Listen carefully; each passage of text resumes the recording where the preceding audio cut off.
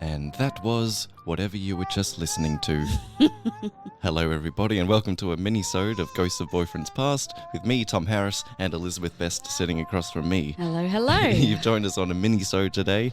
That's why I've taken it down to sort of AM radio presenter level. Yeah, it's less bombastic listening on these minisodes. I like it. It just takes the pressure off. We're here to answer your questions. Yes, questions sent in. agony Questions, aunt and uncle time. That we've sourced, that have been sent in. Our advice isn't always the best. We're not professionals, really. Like, we've had a lot of experience by this point. Yes. Like, we've had years of answering questions and of having feedback from people who are professionals in their industry saying, well done, good advice. So that's just Excellent. the same as being qualified, right? Yes, so over the years, we've become more of a library of knowledge Yes. and wisdom that we try and reference and pass along. Exactly. Elizabeth, Yes. A question out of my own curiosity, really. Okay. And it's kind of just for you. Oh, hi. I mean, Cool. how much importance do you put on remembering and then celebrating anniversaries? As much as the person who you are dating wants you to put on them. That's probably the. It's like, the how right- long is a piece of string, right? Yes. What do you think? Me personally, I enjoy celebrating milestones, but not like silly milestones like you celebrate your meet-iversary and then your first date-iversary Yeah. and then your how long Right. you've been together. Like if you were together, I reckon you pick one. I have a find consensus on one date to celebrate yourself. I get suspicious about people that want to celebrate sort of hallmarks and landmarks and milestones and insist on that because Happy it's like 2 weeks, baby. it's like, what are you actually then are you enjoying the relationship in the present, or are you just looking for an excuse to go, look what we've got? I don't know, curious. But anyway. It's a discussion to have, I think. Yes, pull all the anniversaries into one, first of all. Yes. You celebrate choose one anniversary, right? Yes, One a unless year. like, and if it's not like a momentous thing, like I've still in past relationships come home and been like, hey, we've been together for 3 months. Cool, kiss. Right, Like, yeah. You know, like I'll still point it out, but I won't be like, you didn't take me out for our Yes. 4-month Good. anniversary, and I feel like that's a red flag. Absolutely, you can a cute check-in is fine. Yeah. Okay, good. But some people really take pride in.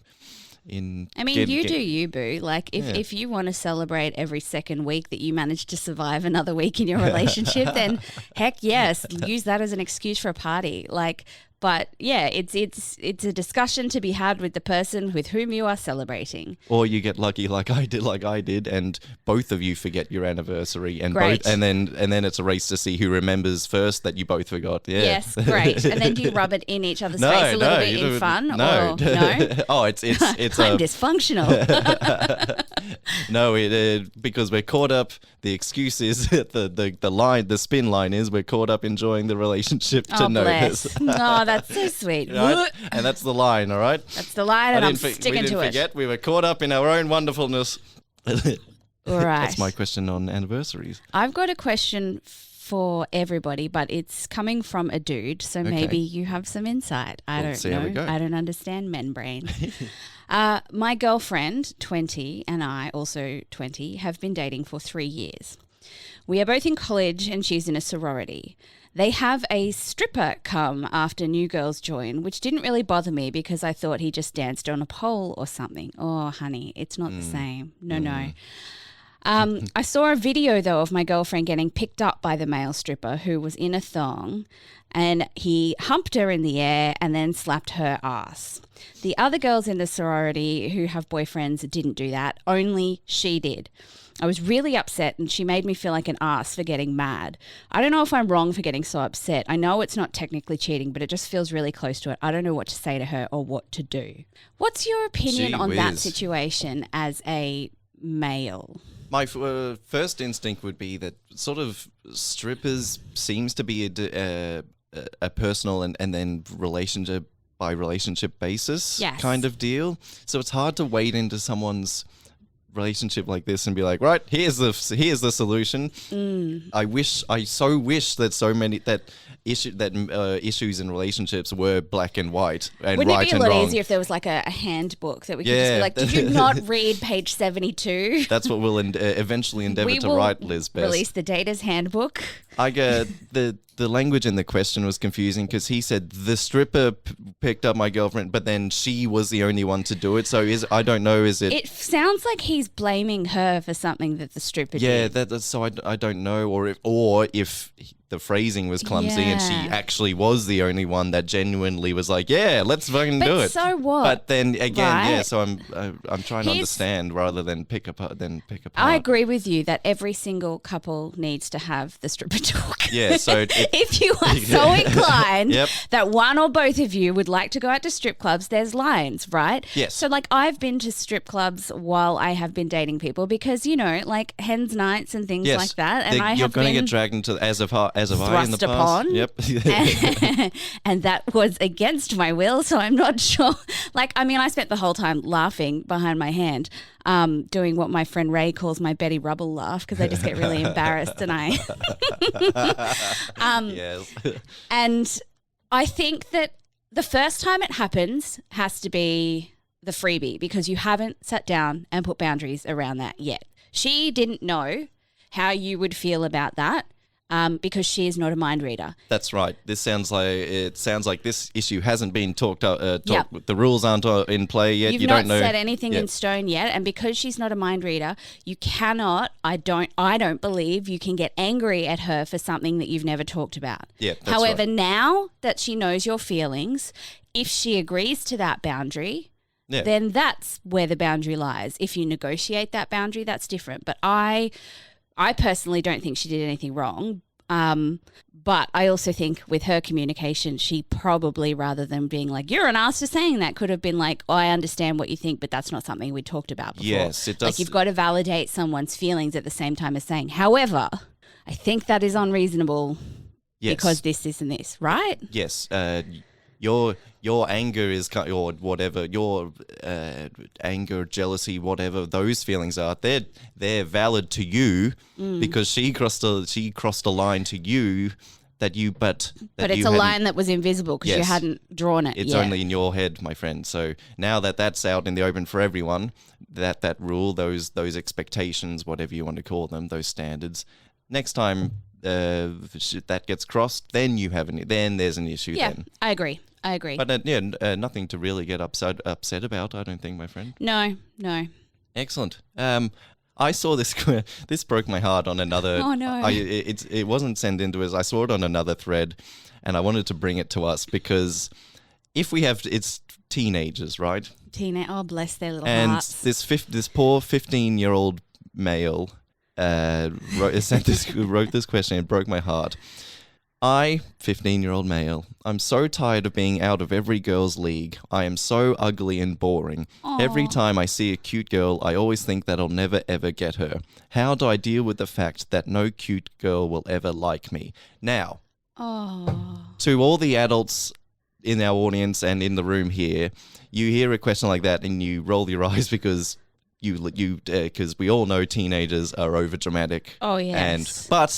And that it is feels true. so real. And that is true, but at the time, it's not. It's that's all your life experiences happened, right? You know. I can guarantee you that there are some adults out there that still Yes. think those things. Yeah, that's that they never grew out of thinking those things, and that makes me very sad. That's true and valid as well. So the poor chap who wrote that question probably won't be hearing this, but to any teenagers that are listening to this podcast, it's okay. You are caught between.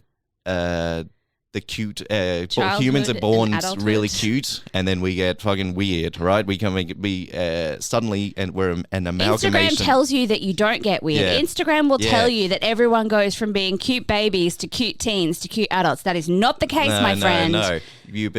When you're a teenager, you start becoming that adult person that you're walking around with big ears and big teeth. I had and huge teeth and a huge nose, and Yeah. it took me about 5 or 6 years to grow into them. And then I got flagged dry as hell. No one in their 20s, 30s, 40s, 50s looks back at those teenage photos and goes, that's when that was the sweet spot. Yeah. Very rarely will that happen. No, So your early 20s, you'll start coming into your own, but before then, you're just a bundle of awkward nerves. So if you're 13, 14, 15, 16, and you could, you're not there yet, it's okay. You try and recognize this time as time for you, right? You work on yourself. You get your eating habits right?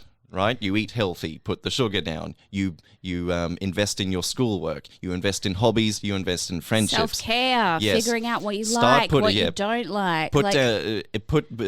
If you're currently in the mindset of dating will never happen to me, fine, put that aside and put roots down in as many different aspects as you can. Because once you do that, you'll end up meeting people in those different things who actually, like, even if you are going through an awkward phase, who think it's awkwardly adorable, and it's very rarely just about cuteness, right? I have dated a number of people who, when I first met them, I wasn't like, oh my God, they're cute. Yep. And then you get to know them and you're like, oh my God, they're so funny. And all of a sudden they're a fucking Adonis in your mind because their personality is just phenomenal. Someone will see your passion for and history of beekeeping or your schoolwork or your sport or something that you've invested time in, and they'll see the value in that and they'll want to they'll want to get closer to you. If there's one thing that shows like Love Island have taught me, it's that hot people have trouble finding love too if they don't feel great about themselves. So yes, that's right. You've got to feel good about yourself, and you've got to want to put yourself out there, because it doesn't matter how good looking you are. If you're dysfunctional, then you're probably going to end up on one of those shows and not find love even when you're the sexiest man alive. That's right. And also another thing that's just popped into my head, my friend, someone will dig your type, right? Yeah. I'm a skinny but lanky and tall sort of weird creature of the night figure. You look at me in the wrong light, you sort of scream in the night. He's very tall and lanky.